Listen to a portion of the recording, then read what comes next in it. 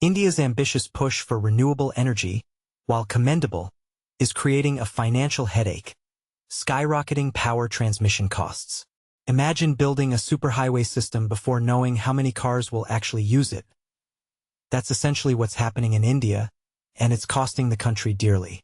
But here's where it gets controversial.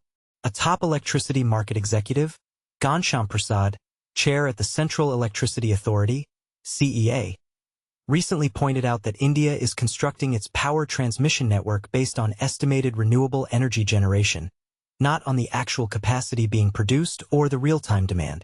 Think of it like this. Planners are building power lines assuming every solar panel and wind turbine will be running at full blast July 24th. In reality, the sun doesn't always shine, and the wind doesn't always blow. This overestimation leads to inflated transmission charges that state power utilities are forced to pay. These utilities are essentially footing the bill for infrastructure that isn't fully utilized, straining their budgets and potentially impacting electricity prices for consumers. Prasad emphasized the need for a more agile approach. The CEA now intends to revise transmission plans every 6 months to better reflect real-time capacity and demand. This shift acknowledges the dynamic nature of renewable energy sources and the importance of aligning infrastructure development with actual needs. India's rapid renewable energy rollout is also creating another challenge: the potential for stranded assets. Developers might install renewable energy generation capacity that simply cannot be transmitted or sold due to grid limitations. It's like building a beautiful new house in an area with no roads. It looks great, but it's practically useless. And this is the part most people miss. This situation highlights the critical need for comprehensive planning that considers not only generation capacity, but also the entire energy ecosystem, including transmission infrastructure and demand patterns. To ensure grid reliability, India must also continue investing in a diverse energy mix, including sources like coal, hydropower, gas, and nuclear. While renewables are the future, they cannot yet completely replace traditional energy sources. A balanced approach is essential to avoid blackouts and maintain a stable power supply, especially during periods of peak demand or when renewable energy sources are unavailable. Prasad succinctly summarized the issue.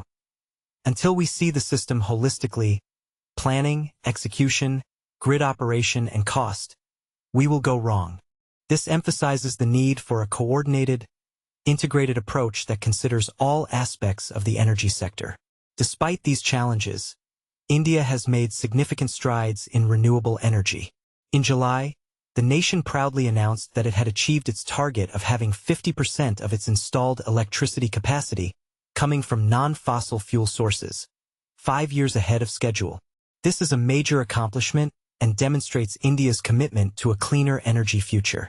However, despite the booming renewable capacity, India still relies heavily on coal to meet its power demand.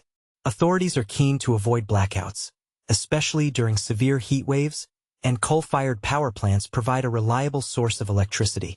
Coal-fired power generation and capacity installations continue to rise in India, accounting for roughly 60% of total power output. This reliance on coal highlights a crucial point. Simply adding renewable capacity doesn't automatically translate to a complete transition away from fossil fuels. Grid constraints, battery storage limitations, and transmission delays can all hinder the integration of renewable energy and prolong the dependence on coal. The Indian federal government is actively engaging with state governments to encourage them to purchase more renewable energy. This collaborative effort is essential for driving demand for renewable energy and ensuring that the investments in renewable energy infrastructure are fully utilized. Now, here's where you come in. Do you think India is striking the right balance between renewable energy ambitions and the need for a reliable and affordable power supply? Is the focus on transmission infrastructure adequate, or should more emphasis be placed on energy storage solutions? And what role should coal play in India's energy future? Share your thoughts and insights in the comments below.